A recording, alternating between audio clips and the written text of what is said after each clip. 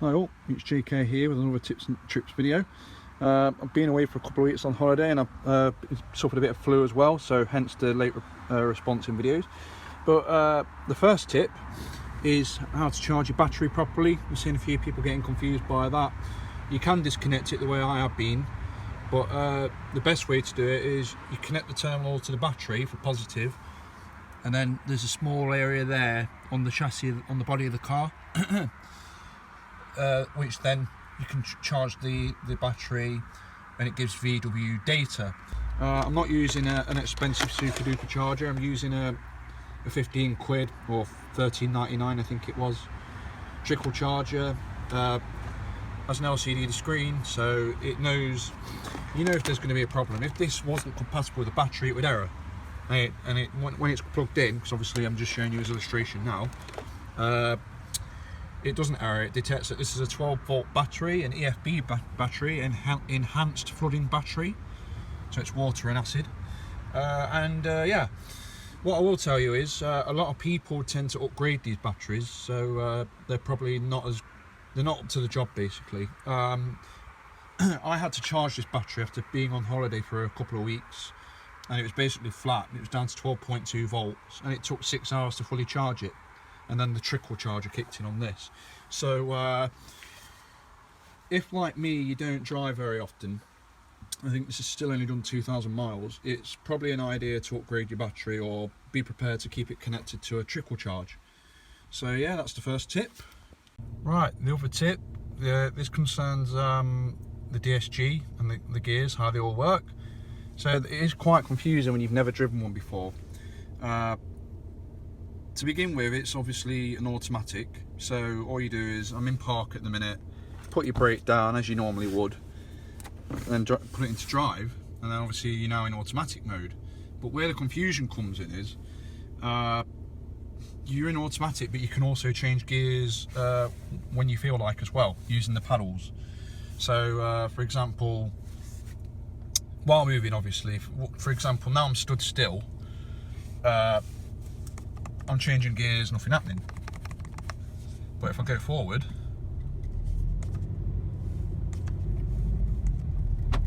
it's changing seconds straight away. And obviously we're in sports automatic at the minute. Now the reason for that being is because, oddly enough, and this has never happened before, I've just turned the car on and it was already in race mode. So that's new.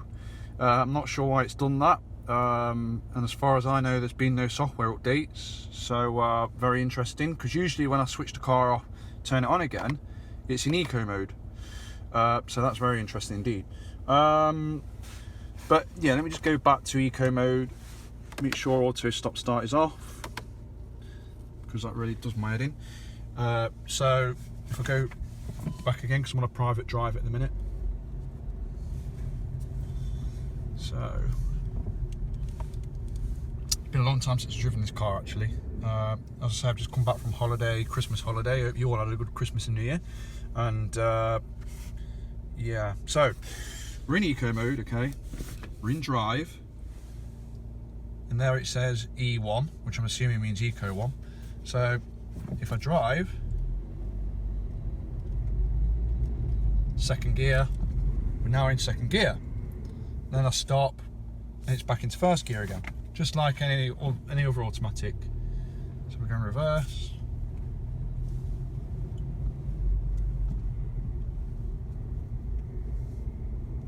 Then go forward again.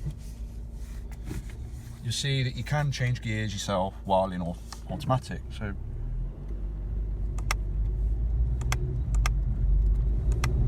there you go, I'm in third.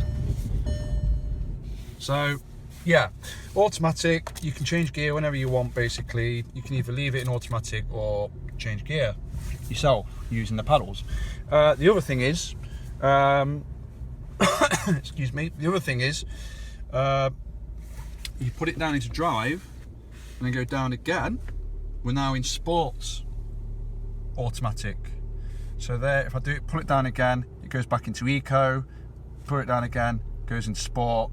The difference is it holds the gears at a longer rev range, waits for the top speed, and then changes up a gear. So that's nothing special. Many cars do that. My Land Cruiser do it. It's got a power button, and it holds the revs until it's fast enough and then changes gears. So that's not anything performance related. It's just seems typical of any turbo automatic. So that covers that. And then obviously there's manual mode, where you flip this lever over to the left, and we're now in manual. There you can see DS is lit up. No, I'm not sure if you can actually. Now it's gone out, and it's gone to plus and minus. The plus and minus is lit up for some reason. Well, that's interesting. That goes down. I didn't know it did that. Not sure what the point in that is, because you're in manual now, so it don't matter. Now the thing about manual is you're in control of the gears, but if you rev too high or rev too low at a lower speed, it changes up or down a gear for you automatically. So it's basically impossible to blow this engine by over revving. It's impossible to make the engine labour as well through too little revs, due to lack of revs and low engine speed, but too high a gear. So that's basically all there is to it. DSG, once you get your head around that part, is very simple. On my test drive, I took to it like a duck to water. Some people struggle with it and reject the idea, and then they go back to manual. But you know, everybody's different.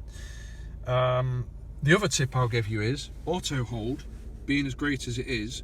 For example, if I'm on an incline in this car, like when I'm at my parents' house, the exit to the main road has got a slight steep incline.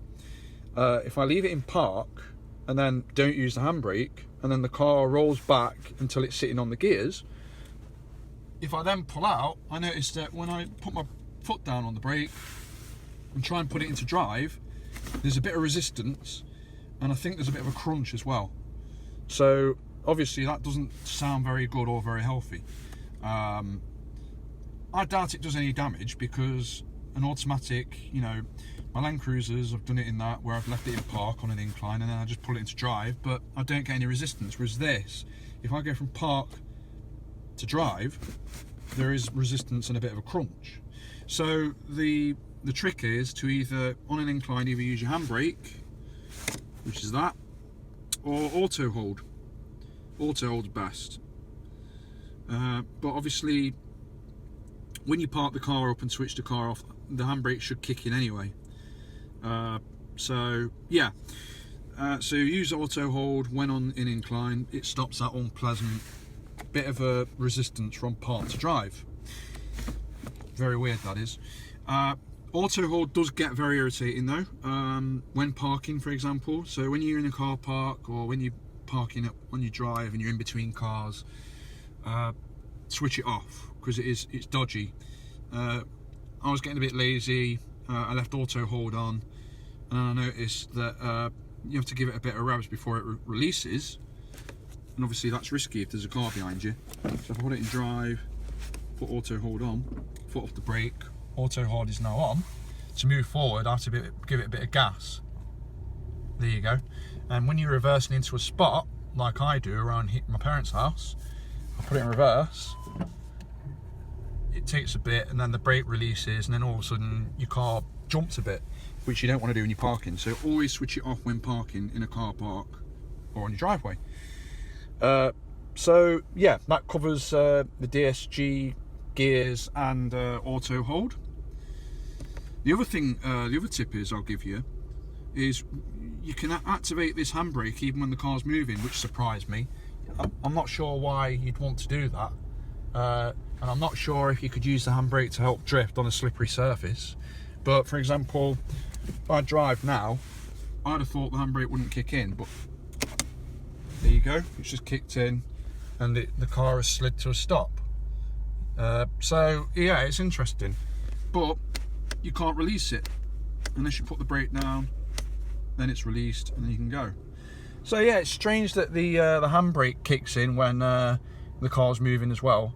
I'm not sure if there's a speed limit on that. I don't want to test that, because obviously I don't want to damage the handbrake cable, assuming it is cable. Probably isn't actually, it's probably, thinking about it, it's all fly-by-wire now with modern cars. So yeah, another tip is Pilot. it can get a bit irritating. For example, I've got friends that live down country lanes, and sometimes the maythorn hedges overgrow. What that means is there's long grass as well, so it's like a narrow drive, a bit like my drive over there, but it's a narrow drive, and either side of you've got hedges on one side, bramble branches, and long grass on the other. And what happens is the park pilot keeps coming up with flashing warnings saying, is it safe to move, is it safe to move, it looks like you're going to hit something. Very irritating, but obviously you can just turn park pilot off and that should do the trick. So look safe to move. So yeah, that's another tip for you. Park pilot doesn't always know what it's talking about. Use your common sense basically, but most of the time it's a brilliant piece of kit, you know, in a supermarket especially, because I struggle with these mirrors. I don't think they're very good at all, and it's a very neat piece of kit. So that covers that. Further to the DSG gear change tips and tricks, another thing is, if we just go back into eco mode a second, now as you can see there I'm changing gears, so now I'm in E3, E4, and then as I said earlier you can manually change it yourself, so now I'm back into second again. If you hold down the right shifter for a few seconds, it goes back into E3 again, which means it's back in automatic. So that's how you go back into automatic mode. Otherwise what happens is if you change gear, it's then in automatic. If you change gear while it's in automatic mode, it then goes into manual mode. So you know, you can go up and down the gearbox to your heart's content. If you leave it, it won't change gear. What you have to do is you have to hold down the right lever for a few seconds, and it says E4 again while we're in eco mode, and it should be the same way in normal mode as well. So yeah, that's how you flip between manual and automatic without the DSG lever being in the manual position. So that again is you're in normal automatic mode. You've changed gears. Like now I'm changing down a few gears to help brake the engine. Then if I hold the right lever again for a few seconds, we're now back into automatic. Another tip and trick that I've got for you is you can play back video through your infotainment system, I believe. Now I'm not sure if that's just for the Pro system or not, and I've not had a chance to try it because I've not got a high capacity SD card, so you guys can give me some feedback on this. But apparently if you put in an SD card or a CD in this drive here, SD1's taken because that's the sat nav, but if you put an SD2 in or a CD and then select it as the source, apparently you can play back movies or whatever and music and whatnot. Again, I don't know if that's just for the Pro system or for this system, because as I say, I haven't got an SD2 card. I did try and put a CD in the other day and nothing seemed to happen. So it could be just a Pro issue, a Pro feature. So yeah, it'd be good if you can give me your feedback on that and see if it is just the Pro. I can't literally be bothered to test it. I'm quite happy connecting my phone and using that as my media source, but again it doesn't let me play back video from my phone to this. So does it on the Pro? Apparently it does, but leave it in the comments whether or not that's true. Cheers.